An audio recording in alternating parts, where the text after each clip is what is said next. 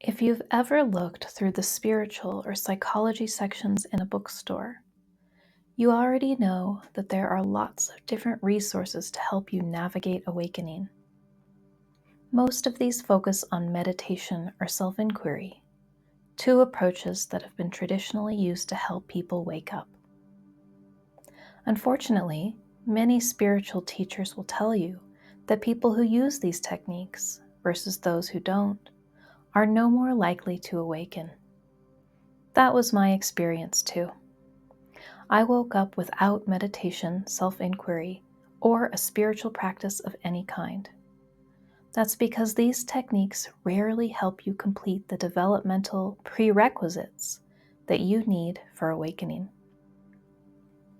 Awakening is a stage of development. A surprisingly robust body of research has shown that we humans progress through a predictable series of developmental stages as we move through adulthood. But we move through these stages at different speeds. In each stage, our perspective shifts in predictable ways. The experience that we call awakening is simply an advanced stage on this path of human development. What we call liberation is the stage after awakening, and what we call non-duality is the stage after liberation. Balanced and healthy awakening. You probably already know that we humans learn best by going through specific steps in a specific order. For example, in school, we go through first grade, second grade, third grade, and so on. This is because we cannot develop advanced skills without understanding the basic skills that they rely on. That's why we learn basic skills first, and then build on these skills in our education system. The same step-by-step process applies to awakening. Although we can try to learn calculus before addition, this approach will probably lead us to experience confusion and incorrect answers. Unbalanced and unhealthy awakening. Because the self, which I'll also refer to as the self-concept, has many parts that all progress at different speeds, we are capable of having peak experiences, glimpses into our awakened nature, or partial awakenings at any point in time. However, these experiences are temporary or limited because only part of us is awake while the other parts of us remain asleep. This type of unbalanced awakening can explain most of the dysfunctional and harmful behavior that we sometimes see in awakened gurus and cults. The path to awakening. It turns out that we humans go through a predictable series of developmental stages. As we move into each new stage, we develop a slightly wider perspective. This perspective affects how we view every single thing in our lives. It's almost like we're looking at the world through the lens of a camera. At each developmental stage, we zoom out a little bit more. And because we can see a little bit more of reality, reality looks different. Past researchers have called these stages lots of different names. I'll simply use the colors of the rainbow to refer to these stages, so you won't need to remember stage names. Just remember that the colors go in the order that they do in the rainbow. I'll refer to these color stage names throughout this talk. The following are the developmental stages and the perspectives we add at each stage. Red stage, we perceive the body. Orange stage, we perceive social interactions. Yellow stage, we perceive behaviors and skills. Green stage, we perceive emotions and outcomes. Teal stage, we perceive thoughts and perspectives. Blue stage, we perceive beliefs and patterns. Indigo stage, we perceive the self-concept or ego. Violet stage, we perceive unified awareness and oneness. White stage, we perceive blended reality. Keep in mind that no worldview or stage is right or wrong. Our goal is to understand where we are and where we're going, not to label ourselves as a stage or elevate ourselves above others who are at earlier stages. We expand through the stages. As we progress, we don't really move through the stages in a straight line. It's more like we zoom out or expand, adding more rings like trees do. You might imagine that in each stage we add an outer ring or perspective. We can think of this outer ring like it is a colored pair of glasses or lenses that lie between us and the world. We then see the world primarily through the outer ring's perspective. But like trees, we still keep the inner rings of the earlier stages and often slide in and out of them without realizing it. So, as we expand, we can look at the world in a greater variety of different ways. This expanded collection of perspectives creates greater potential for well-being, but it also creates greater potential for ill-being. It all depends on how we use the perspective. If you're familiar with the rings of trees, you'll also know that you can see a tree's history in its rings. For example, if there was a drought or fire one year, the ring of the tree that grew that year will look different. The same is true for us.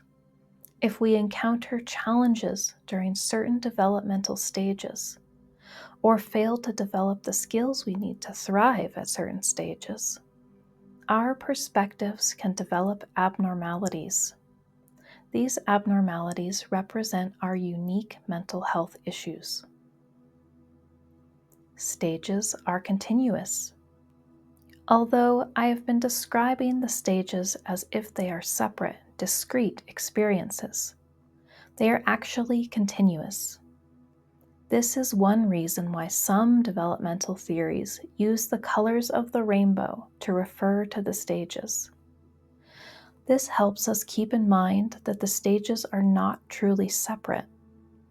For example, when you're between yellow and green stage, you're lime green. Your perspective hasn't fully switched to green yet, but you're moving away from a yellow perspective. You can also think about this like you think about your age. You may be 25 years old, and when you turn 26, you'll be in a new stage. But throughout the stage of 25, you're also 25 and 1 month, and then 2 months, and then 3 months.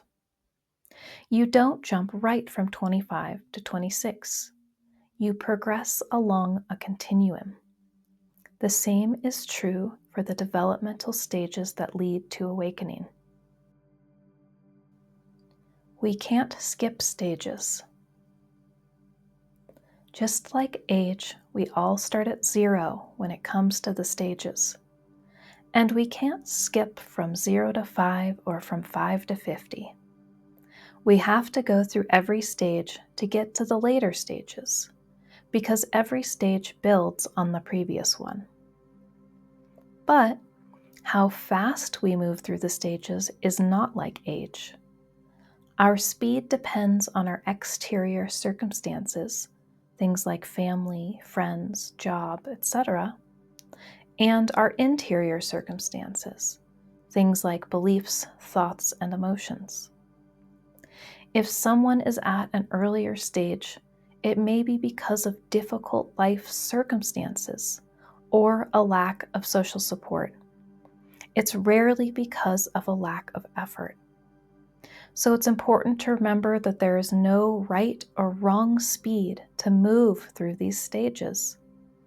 Everyone moves through the stages at their own pace, and that pace is perfect for them. We progress through the stages in waves. When moving through the stages, we often roll forward only to slide backwards again. In other words, progress happens in a wave-like fashion. Like the tides, we also tend to have periods of forward growth and periods where we seem to go backwards. This wave-like progression is often necessary for further growth. When we feel like we're going backwards, we can just think of it like we're doing a study session before a big test at school. We often need this study session in order to make the most of whatever is ahead. For example, before moving on to multiplication and division, we often need to review addition and subtraction. We can then more easily integrate and apply addition and subtraction in the context of multiplication and division. The same is true when we are growing towards awakening. Life will often force us to go back to review the skills we learned in the early stages, so that we can effectively integrate and apply these skills in the context of our next stage. But we can also do this review by choice. In fact, going backwards to strengthen the psychological skills of earlier stages can be a very beneficial thing to do, especially when we're feeling stuck. We're always in multiple stages. We know that when we move from second to third grade, we will be better at some skills than other skills. In other words, parts of us will still be at a second grade level, and parts of us will be at a third grade level. Parts of us may even still be at a kindergarten level, and parts of us may be at a sixth grade level. The same is true on the path to awakening. At any given time, parts of us will be in our primary stage, but parts of us will generally also be in earlier stages and in later stages. We are expanding rainbow rings. When we put all these factors together, the path to awakening might look like expanding rainbow rings of a tree. These rings represent the different perspectives we gain as we move along the path.